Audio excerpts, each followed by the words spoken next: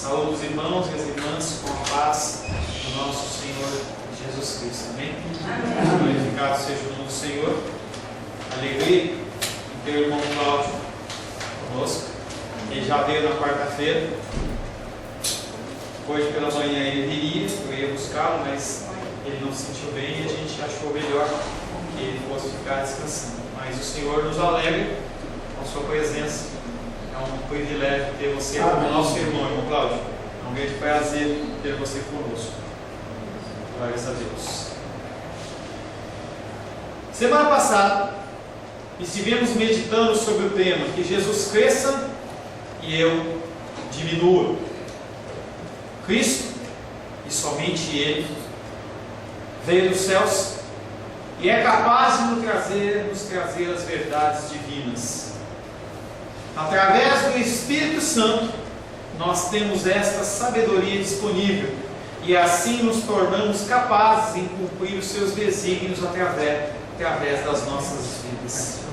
Apenas através do Espírito Santo nós temos essa capacitação. Você, pela sua força, você, pelo seu entendimento, não pode seguir os caminhos de Deus. Os fariseus e escribas tentaram e não conseguiram, e você, semelhantemente a ele, não irá conseguir. Você depende do Espírito Santo.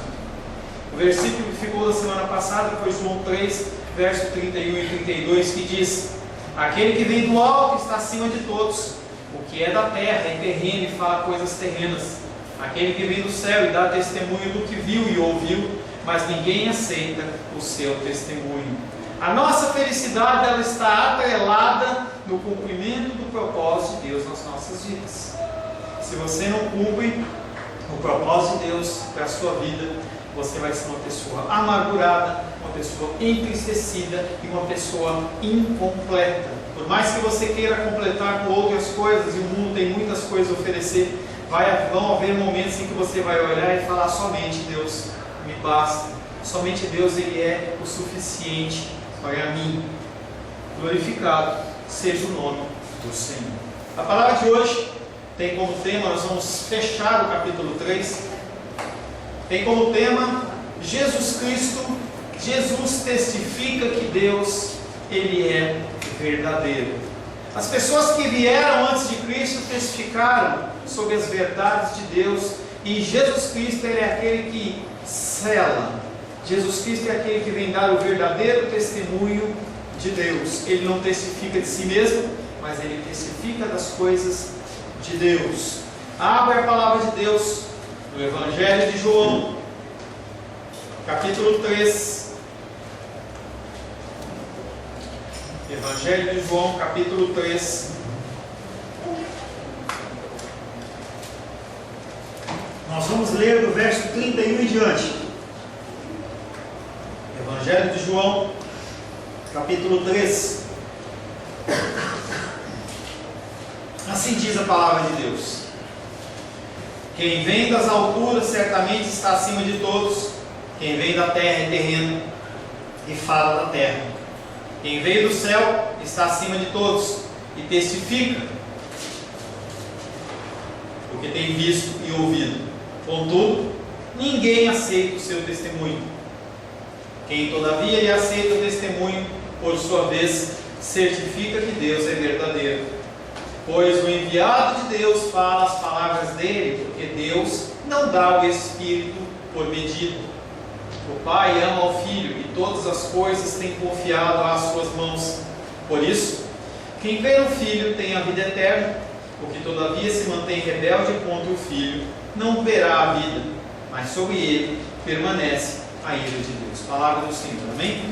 Senhor, em nome de Jesus, nós lemos a Tua palavra que é viva e eficaz, a Tua palavra que é verdadeira, a Tua palavra que tem nos ensinado ao longo dos domingos, ao longo dos anos que se passam.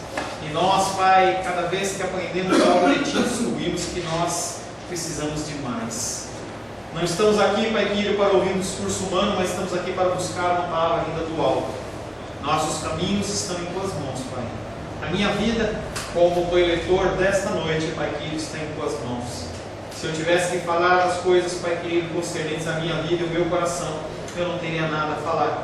Por isso eu me coloco nas Tuas mãos como um canal a ser utilizado pelo Senhor, Pai. Que os meus irmãos e irmãs possam receber um recado santo aos seus corações, Pai, em nome de Jesus. Amém.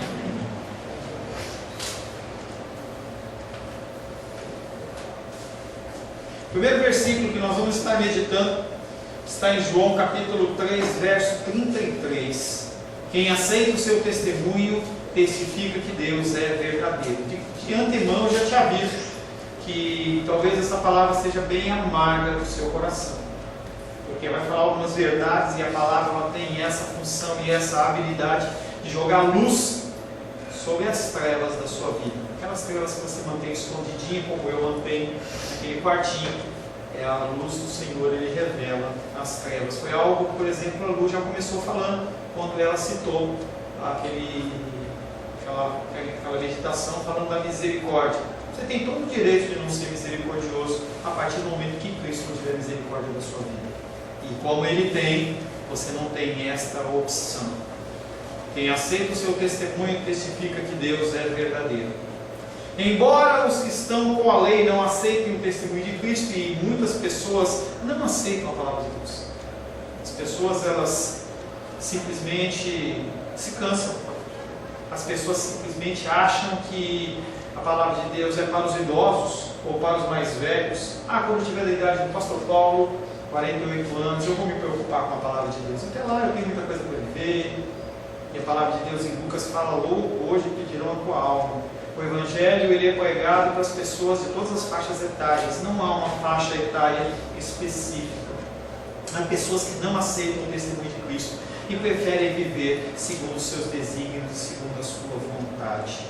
Mas outros assim o fazem, e quando o fazem, testificam da lealdade e da verdade que é Deus.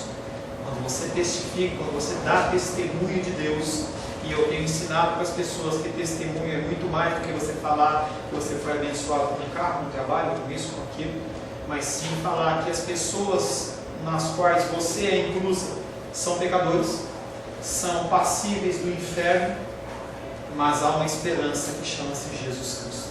Esse é o testemunho que Deus quer que você dê. É o testemunho que o Senhor espera das pessoas que o confessam como Senhor e Salvador. A experiência de vida comunicada pelo Espírito que faz com que o homem conheça a fidelidade de Deus ao seu pacto e seja selado definitivamente em sua aliança. Eu sou totalmente dependente do Espírito da mesma maneira que você ou eu deveria ser, ou você deveria ser. Você toma decisões na sua vida que não são pautadas no Espírito e você está caminhando para um rochedo de pedras pontiagudas.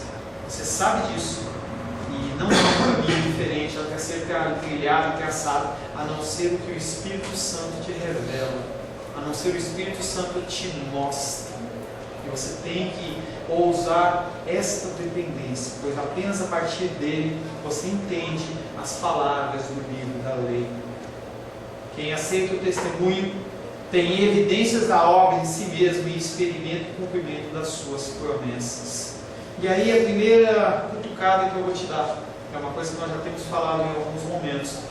Você se dizer cristão, ter uma carteirinha, ou você ter uma vida moldada segundo os padrões da religiosidade, não vão mudar em nada a sua vida. A palavra de Deus ela é bem clara, espera que você execute as coisas que você aprende. As coisas que você ouve, você tem que colocar em prática. Quando você não coloca em prática, você não está dando o testemunho de Deus como Ele sendo verdadeiro. E a gente vai estar falando várias vezes durante a ministração dessa palavra que você chama Deus de mentiroso. Quando você não põe em prática as coisas que Ele te ensina, quando você não põe em prática as coisas que Ele te ensina, você chama Deus de mentiroso. É algo que o João falou no começo, que a gente tem que colocar a palavra de Deus em prática além das paredes desta igreja. Os levitas no tabernáculo eles tinham toda uma separação espiritual, mas eles agiam e trabalhavam e faziam as coisas concernentes ao seu ministério, à sua vida. E você também tem que fazer as coisas concernentes à sua vida. Eu não estou falando necessariamente dentro da igreja, mas incluo a igreja também. Você não pode ficar uma vida em que você acha que você pode ficar simplesmente sentadinho no banco e você não tem vida cristã prática, seja na igreja, seja fora da igreja, independente da idade. Você tem que ser da menor à maior pessoa, você tem que estar sempre pronto. Se o Senhor não te recolheu ainda, quer dizer que há algo para você fazer. Você não pode falar que Deus, não, meu Deus, você está enganado, agora eu não vou fazer mais nada, não. Eu já estou cansadinho, eu já estou velhinho, e agora os outros vão tomar conta. Não, quando Deus achar isso, se Ele é o teu Senhor realmente, Ele vai tomar uma medida que é te recolher e levar. Até lá, você tem que estar sempre pronto, como Moisés, que via momento após momento, receitava e pegava coisas para fazer no âmbito do reino. Tiago capítulo 2, verso 26, ele diz: e aquele que me... Porque assim como o corpo sem espírito é morto, assim também a fé sem obras é morta. Se você não faz nada no reino de Deus, a sua fé, ela é morta. Você é um morto-vivo, você é um religioso, você é um fariseu, um escriba. E o Senhor, Ele trata essas pessoas como raça de víboras.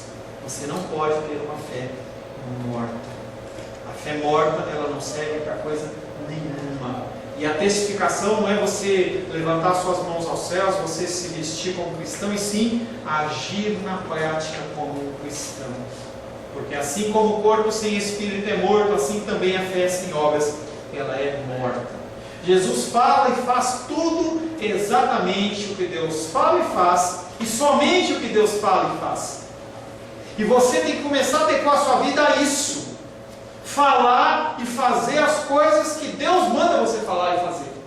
Porque você não tem domínio mais sobre a sua vida. Ou então você abdica de ter um Deus chamado Cristo como seu Senhor. Mas se você tem Cristo como Senhor, você tem que seguir os seus mandamentos. Elias, quando confronta os profetas de Baal e o povo de Israel, ele fala: vocês querem servir a Baal? Sirvam a Baal. Mas se você quer servir a Deus, sirva a Deus. João 8,29 diz: e aquele que me enviou está comigo, pois não me deixou só, porque eu faço sempre o que lhe agrada. Porque Deus está sempre com Cristo? Porque Ele faz o que lhe agrada. Porque Ele faz o que Deus manda Ele fazer. Porque Ele faz o que vê o Pai fazer. E se você não faz, ou não ouve, ou não fala o que Deus espera que você fale, Deus não está com você. Você está por conta própria. Siga nesse mundo pecaminoso por conta própria, fazendo o que você quer. Agora, não fique esperando clemência e misericórdia, porque você mesmo se afastou de Deus. E as pessoas, elas têm uma mania de achar que Deus é salva-vidas, e Ele é, mas para os filhos e para as filhas que fazem o que lhe apraz, para aqueles que são obedientes. Se você é uma pessoa desobediente, é uma pessoa que vive conforme o curso da sua vontade, em momentos da sua vida você vai procurar Deus e você não vai encontrar, porque Ele não é o seu gênio da lâmpada, Ele é Deus, Ele é soberano. Crer em Jesus é crer em Deus. Por outro lado, não crer em Jesus é chamar Deus de mentiroso. Cuidado com o que você tem feito com a sua fé. Cuidado com o que você tem feito com os seus caminhos. Você pode estar chamando Deus de mentiroso com as suas ações ou as suas omissões. 1 João capítulo 5, 10, se você não achar que eu estou falando isso da minha cabeça, diz o seguinte: aquele que crê no Filho de Deus tem em si o testemunho. Aquele que não dá crédito a Deus o faz mentiroso, porque não crê no testemunho que Deus dá acerca do Filho. Se você não crê em Deus, você está chamando Ele de mentiroso. As coisas que Ele fala, se você não põe em prática, você o tem por mentiroso. Ser verdadeiro é uma das qualidades características de Deus, é uma essência de Deus. Mas no Antigo Testamento eu separei um versículo que é em Salmos 86, 15, que diz, e tem muitos como esse: mas tu, Senhor, és Deus compassivo e cheio de graça, paciente e grande em misericórdia e em verdade. Uma das características, uma das facetas de Deus chama-se verdade. Mentira e verdade não andam juntas. Luz e trevas não andam juntas. você o acha mentiroso, ele não está com você.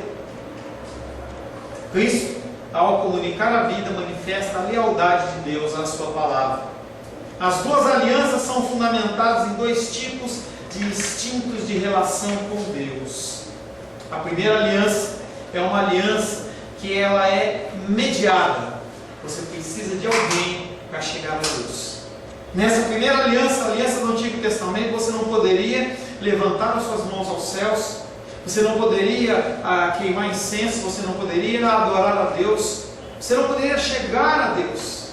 Precisava de alguém para intermediar o seu caminho, o seu trabalhar. E o relacionamento basicamente era um relacionamento de senhor e servo.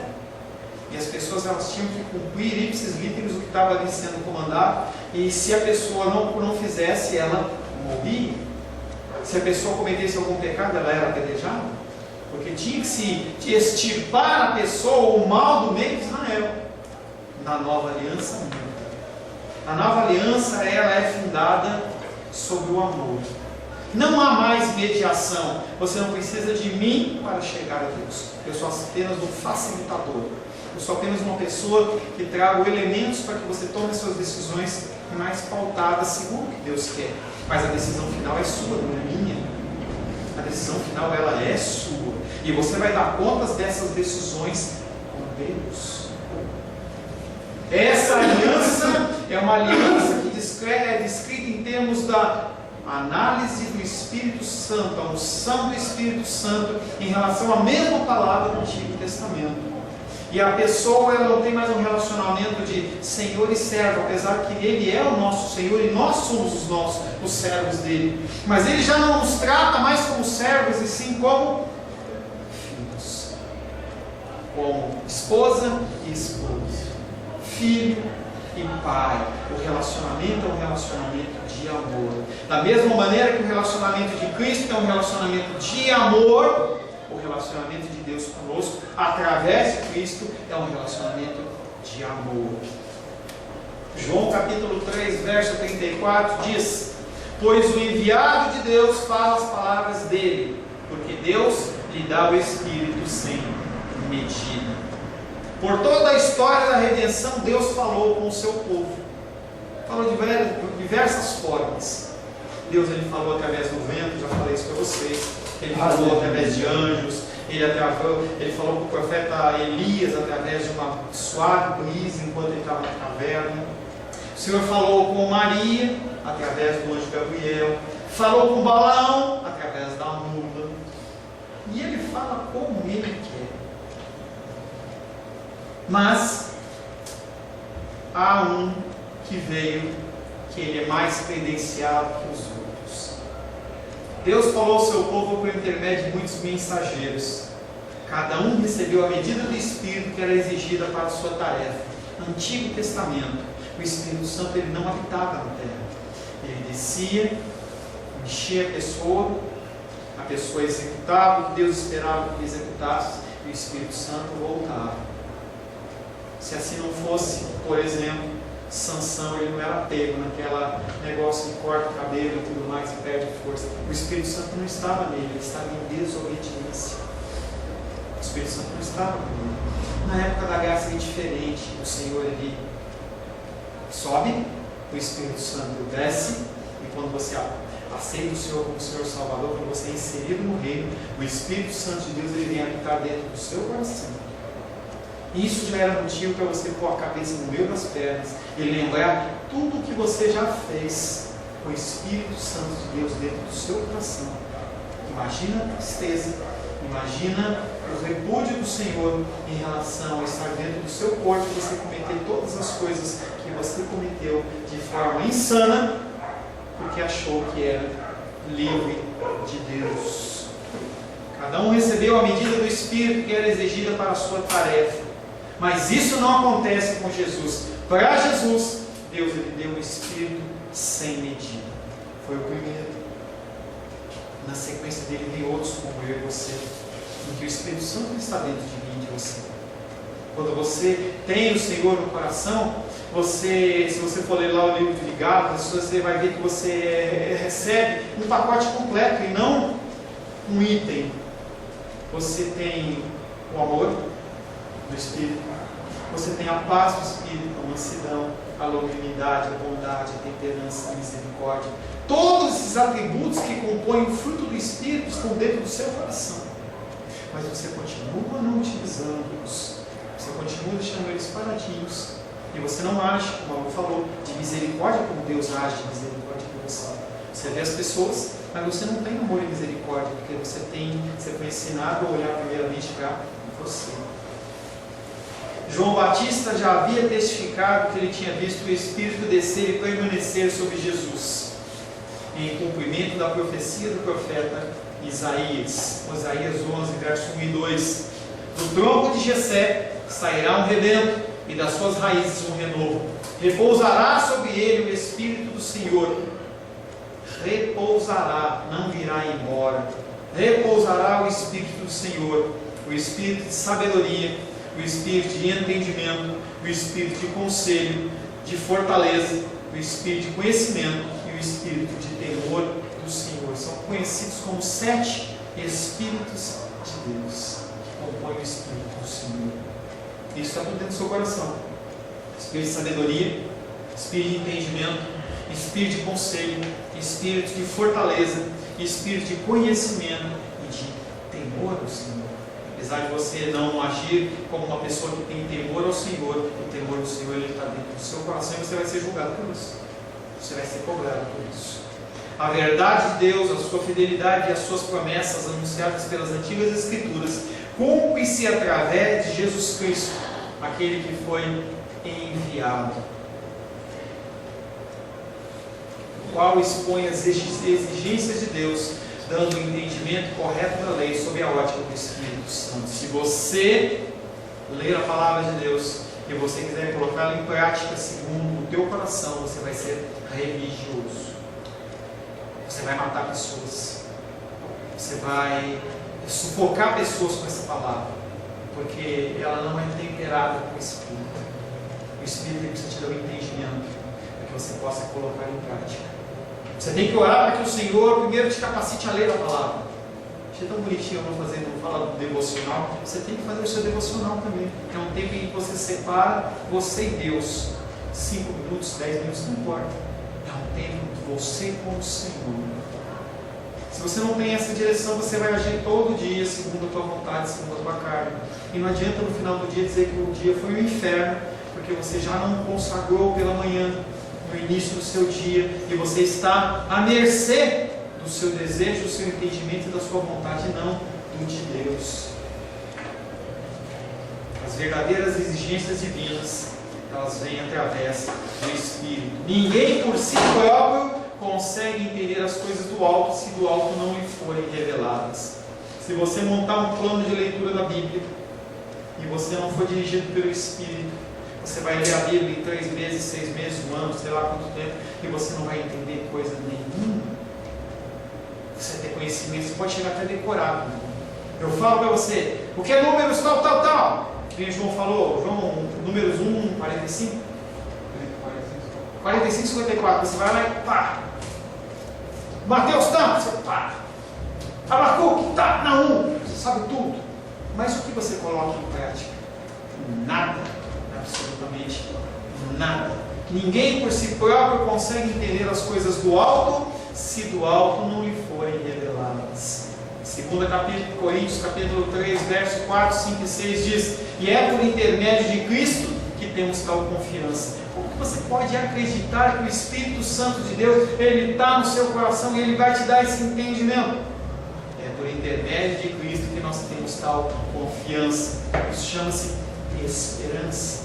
É o que nós estamos tratando de manhã em relação à fé. Não é uma esperança baseada no que eu falo, não é uma esperança baseada no que o irmão Cláudio fala, qualquer outra pessoa fale, mas é uma experiência pautada em Deus. E é por intermédio de Cristo que temos tal confiança em Deus. Não que por nós mesmos sejamos capazes de pensar alguma coisa, como se partisse de nós. Pelo contrário, a nossa suficiência vem de Deus, o qual nos habilitou a sermos ministros da nova aliança, não da letra, mas do Espírito, porque a letra mata e o Espírito vivifica. João capítulo 3, verso 35. O Pai ama o Filho e todas as coisas entregou em suas mãos. Novamente se reforça o fato que Deus ele deu o Espírito sem medida a Jesus Cristo, pois é declarado que Ele entregou tudo nas suas mãos.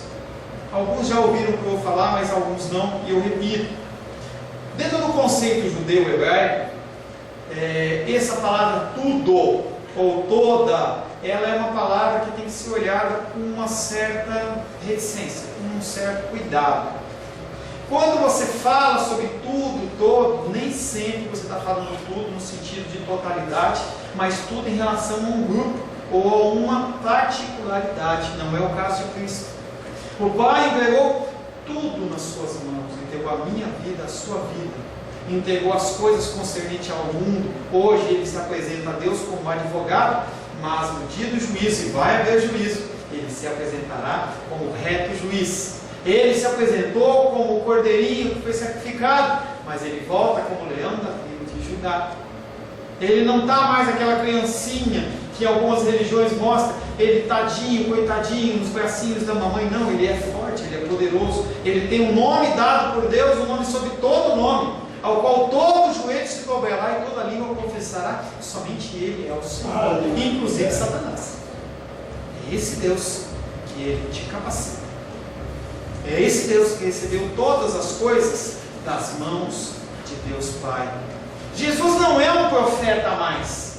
Ele não é a continuação de João Batista. Ele não é mais um outro mensageiro. Ele é o Filho. Você coloca uma letra maiúscula, coloca entre aspas e fala, o Filho. João 3,17 fala, porquanto Deus enviou o seu Filho ao mundo não para que o julgasse, mas para que o mundo fosse salvo por ele. Jesus não pode ser enfileirado como os que lhe procederam na história de Israel: Moisés, Isaías, Elias, Jeremias, Ezequiel e todos os outros homens de Deus. Ele não é o mais excelente de uma série de iguais, ele não é o melhor dos profetas, como dizem algumas religiões. Algumas religiões reconhecem Jesus Cristo como um profeta, mas Ele não é somente um profeta. Ele é profeta, Ele é sacerdote e Ele é rei. Ele faz parte de uma categoria única, o Filho unigênito de Deus. E o Verbo se fez carne e habitou entre nós, cheio de graça e de verdade, e vimos a sua glória, glória como do unigênito do Pai, aquele único que procede de Deus. Você é uma criatura, você foi aceito no reino, você é adotado por Deus, você deixa de ser criatura para ser filho e filha, mas não é unigênito apenas Ele. Embora seja o Pai quem envia o Filho e o Filho quem é enviado, João 3,16, porque Deus amou o mundo de tal maneira que deu seu Filho unigênito para todo aquele que nele crê, mas tem a vida eterna. Ele foi enviado por Pai, isso é uma certeza. Embora seja o Filho quem invariavelmente obedece o Pai, e o Filho obedece o Pai, João 8,29 diz: e aquele que me enviou está comigo e não me deixou só, porque eu faço sempre o que lhe agrada. Embora essas duas coisas, embora ele tenha sido enviado por Deus, embora ele ser obediente a Deus, o relacionamento deles é um relacionamento de amor, é o relacionamento da nova aliança, é o relacionamento de pai e filho. O relacionamento deles é amor. Eu separei 3 versículos para você. Porque o Pai ama o Filho e lhe mostra tudo o que faz, e maiores coisas do que esta lhe mostrará, para que vos maravilheis. O Pai ama o Filho. Por isso o Pai me ama. João 10,17. Por isso o Pai me ama, porque eu dou a minha vida para a reassumir. João 15,9 diz: como o Pai me amou, também eu vos amei, permanecei no meu amor. Sério esse versículo? Sério esse versículo? Como o Pai me amou, também eu vos amei, permanecei nesse amor. Como o Senhor teve misericórdia da minha vida, estabelece misericórdia sobre a vida dos outros. E a gente tem falado pela manhã, falamos hoje pela manhã, você não faz essas coisas para ser filho, para ser filha. É ao contrário, você não tem como granjear ou você conquistar o reino. Você recebe ele de graça porque você é filho e filha, você age conforme as coisas do reino. Se você não está agindo conforme as coisas do reino, você não é filho e você não é filha. Você pode ser encontrado dentro da sua religiosidade, num momento de julgamento perante o Senhor, e o Senhor olhar para você e falar assim: não te conheço. A esperança é que se você está vivo, você pode se arrepender. Você pode chegar para Deus e falar assim: ah, Deus, eu me arrependo, e eu quero seguir o Senhor em interesse de coração. Mas pai, eu fiz tantas coisas. O pai não está nem aí. Ele só quer que você confesse. Ele só quer que você fale: eu sou dependente de você. João 3,36 é o último versículo do capítulo. Diz: quem crê no Filho tem a vida eterna. Quem recusa crer no Filho não verá a vida, mas sobre ele permanece a ira de Deus. Certo momento no livro de 2 Samuel, ele deseja fazer um recenseamento. Deus estava dando vitória para ele em todas as guerras. E ele decide descobrir quantos servos, quantos guerreiros ele realmente tem, para ver o poderio bélico dele. E o general do exército olha para ele e fala: poxa, Davi, Deus tem concedido a você vitórias e vitórias e vitórias. Não é legal você fazer isso. A palavra de Deus diz que, eu estou recortando um outro versículo, a palavra de Deus diz que nós uns confiamos em carros e outros em cavalos, mas nós confiamos em Deus. E Davi fala: não, eu sou rei e eu quero que conta e pronto. E ele vai e conta. E ele chega com a quantidade dos exércitos de Israel e dos exércitos de Judá, um número enorme. E naquele momento o profeta chega a Davi e fala: você agiu como um louco. Deus está mandando dizer que você tem 3 opções. Primeira opção: você passar um tempo debaixo do jugo de uma nação estrangeira. Outro: você ter fome por outro período de tempo. E outro: você ficar sob a mão de Deus por 3 dias. E Davi olha e fala assim: é melhor eu ficar nas mãos de Deus, que Ele é Deus misericordioso. Naquele dia, naquele período em que houve a ira do Senhor, morreram 70 mil pessoas. Deus, Ele não deixa passar em branco as coisas que Ele fala. A gente está acostumado a ver na política, a gente já está acostumado a ver nas coisas do mundo que as coisas terminam em pizza. As coisas de Deus não terminam em pizza. A ira do Senhor, ela é sobre as pessoas. E esse Deus de amor, Ele se recolhe rapidinho quando Ele precisa testificar da sua justiça e do seu juízo. Quem crê no Filho tem a vida eterna. Quem recusa crer no Filho não verá a vida, mas sobre ele permanece a ira de Deus. Esse versículo é o fechamento adequado para todo o capítulo. Um capítulo que começou lá com Nicodemos, passou por batismo, passou por uma série de coisas, e ele finaliza falando sobre a ira divina. É o fim de todos os caminhos, o juízo e a ira. Ele apresenta 2 únicas alternativas: ou você crê, ou você não crê. Ou você tem uma fé genuína, ou você é um rebelde desobediente. Não tem meio caminho. Você não pode ser café com leite. Você não pode servir a Deus em vários dias da semana no carnaval, servir ao mundo, e aí na quarta-feira você deixa de comer carne e está tudo certo. Não é assim que funciona. Você não pode ter uma vida que você faz o que você quer, e quando você precisa de Deus você vai na igreja. Até pode, só que você se enquadra no segundo: é um desobediente rebelde. Mais uma vez, a palavra de Deus destaca a ameaça de um julgamento, e esse julgamento é um julgamento iminente que pode acontecer a qualquer momento. Ele pode acontecer daqui a 1 ano, daqui a 10 anos, daqui a 100 anos, mas ele pode acontecer hoje. Nessa noite ele pode acontecer. 1 Tessalonicenses capítulo 5, versos de 1 a 3 diz: irmãos, relativamente aos tempos e às épocas, não há necessidade que eu vos escreva, pois vós mesmos estáis inteirados com precisão de que o dia do Senhor vem como um ladrão de noite, ele não avisa. Quando andarem dizendo paz e segurança, eis que lhe sobrevirá a repentina destruição. Quando você achar que está tudo certinho na sua vida, eu estou com o emprego que eu queria, eu estou com o casamento que eu queria, eu vivo com a vida do jeito que eu quero, está tudo certo, vem o ladrão. Quando andarem dizendo paz e segurança, eis que lhe sobrevirá a repentina destruição. Como vêm as dores de parto, a que está para dar à luz, e de modo nenhum escaparão. O julgamento de Deus, ele é iminente e ele vai acontecer, não é uma historinha. Você não vai ter advogado de defesa nem de acusação, porque o julgamento já foi feito.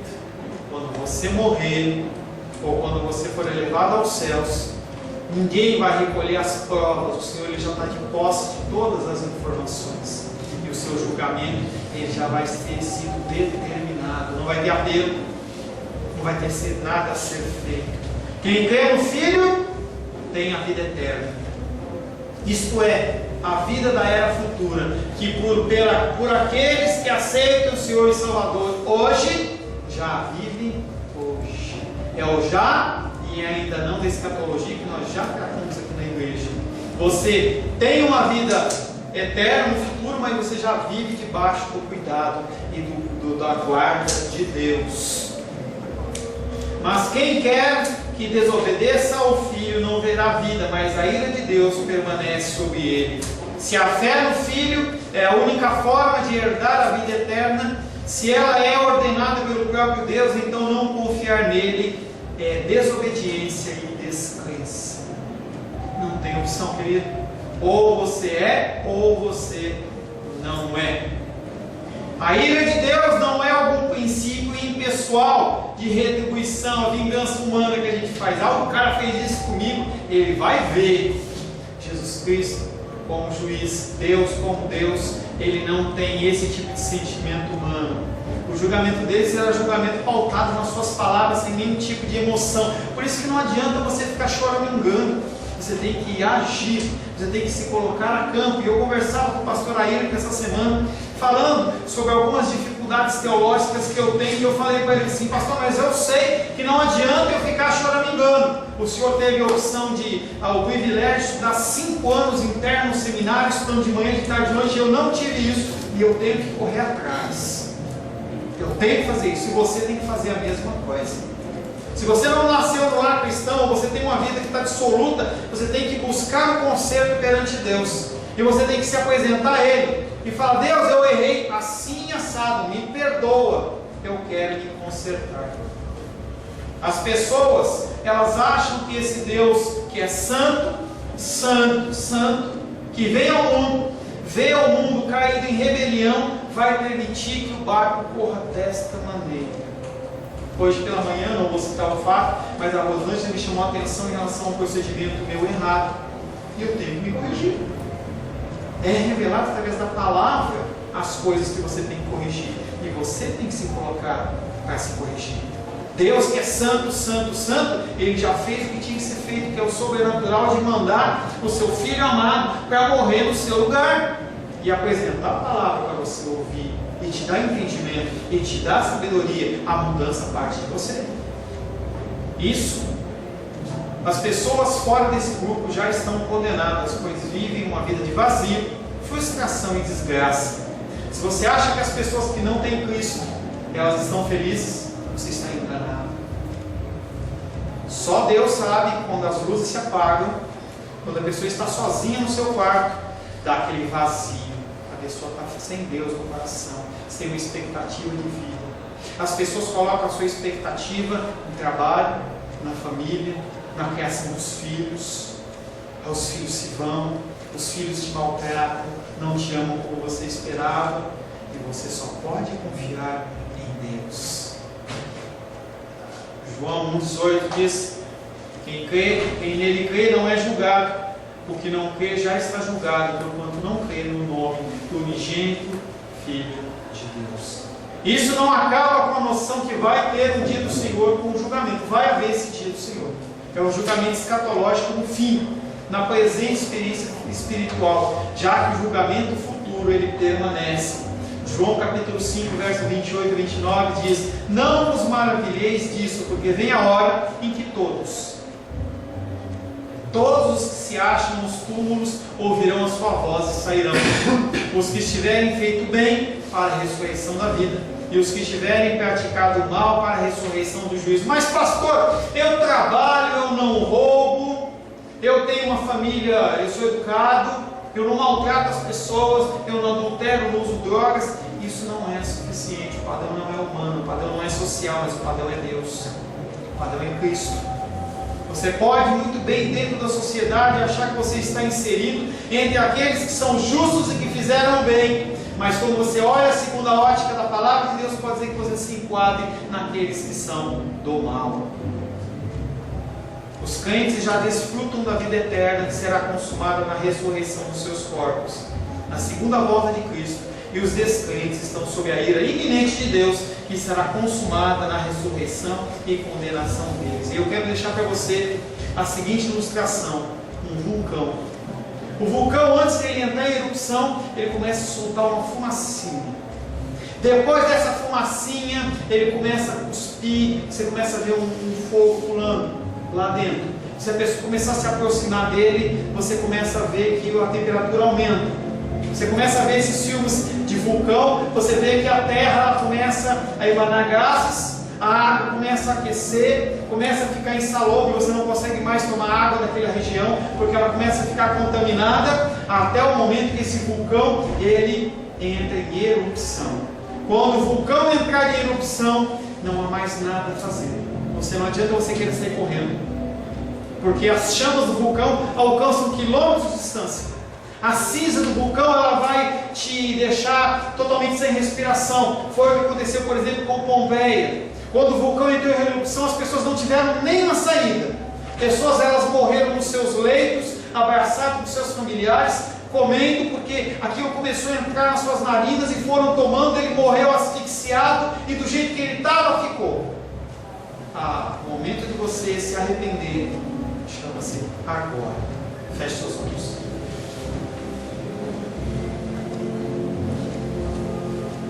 Senhor Deus, queremos agradecer a Ti pelo Teu amor. Agradecer, Pai querido, porque o Senhor ainda não nos recolheu. Agradecer porque o Senhor não nos infligiu, Pai querido, uma doença terminal. O Senhor, Pai querido, não permitiu que nós participássemos de um acidente, mas o Senhor continua chamando através da Tua palavra. Vem, filho amado, vem, filha amada. O Senhor, Ele espera que nós nos arrependamos dos nossos pecados, dos nossos maus caminhos, que nós voltemos ao lugar onde nós caímos e nós possamos retomar o primeiro amor. Um amor que ele é pautado em obras, um amor que é pautado em obediência, um amor que é pautado numa submissão total e completa ao único Deus vivo. E se você está vivo nesta noite, nesse dia, é-lhe estendido mais uma vez essa oportunidade. Pode ser que você não vire à noite, pode ser que esse dia ele não se finde sem que você esteja perante aquele que é o reto juiz. Eu não vou poder acender vela para você, eu não vou esperar que você vá no purgatório, eu não vou poder tirar você do inferno, porque a partir do momento em que você falecer, não há mais nada a ser feito. Senhor, em nome de Jesus, coloca, Pai querido, os nossos corações na Tua presença. Peço ao Senhor que o Senhor nos sonde, mostrando, Pai querido, os caminhos que nós andamos, Pai, e nós possamos realmente nos arrepender dos maus caminhos, Pai. Te amamos, te louvamos, te bendizemos por mais essa oportunidade. Em nome de Jesus. Amém. Amém. Glórias a Deus. A paz seja convosco. Meu nome é Paulo César. Eu sou pastor da Igreja Cristã Semente de Vida, aqui em Brasília, Distrito Federal. Me alegro que a palavra tenha te alcançado. A palavra faz isso. Ela alcança as pessoas aonde quer que elas estejam. E você foi agraciado com esta palavra. Não que eu tenha nada especial a te dizer. A palavra ela é suficiente e ela usa quem ela quer. E eu me alegro por ter sido um canal para poder te abençoar. Mas eu quero te dizer que não basta você ser um ouvinte. Não basta ser uma pessoa que se alegra quando você ouve a palavra de Deus. A vida ela é feita de decisões. Se você está ouvindo essa palavra hoje, eu creio que o Espírito Santo tem um propósito especial com você. Muito mais do que prosperidade, muito mais do que uma cura física, uma cura emocional ou espiritual, Ele quer te alcançar para a vida eterna. Nós investimos nosso tempo, nós investimos as nossas forças em coisas terrenas, mas o Senhor Ele tem muito mais a oferecer. Ele tem sim para você a cura, Ele tem sim para você a prosperidade, mas Ele tem muito mais que isso. Submeta-se a um Deus que Ele é capaz de mudar e transformar a sua vida por completo. Creio que o Espírito Santo Ele é capaz de tocar o teu coração. Quero pedir que você curve a sua cabeça. Senhor, em nome de Jesus, coloco na tua presença essa vida que ouve esta ministração, que ouve esta palavra. Pai, eu não tenho capacitação nenhuma, mas o teu Espírito Ele é capaz sim de tocar nesta vida, gerar nela mudança, transformação, arrependimento, e que ela possa simplesmente bater no peito, convencendo-se que é pecadora e que precisa de um Deus salvador. Não há um caminho a ti, meu Deus, que não seja através de Cristo. E eu lhe peço, Pai querido, que você alcance essa vida e ele possa sim tomar uma decisão pessoal pelo Senhor, em nome de Jesus. Amém. Amém, meu querido. Amém, minha querida. Fico contente que você esteja ouvindo essa ministração até o fim. E peço que você não se limite a ouvir os cultos pela internet. Você procure perto da sua casa uma igreja, um lugar que proclame a palavra do Senhor. Eu oro para que o Espírito Santo te direcione nessa busca, porque muita coisa tem sido oferecida que não é o Evangelho. Eu abençoo a sua vida em nome de Jesus. Amém.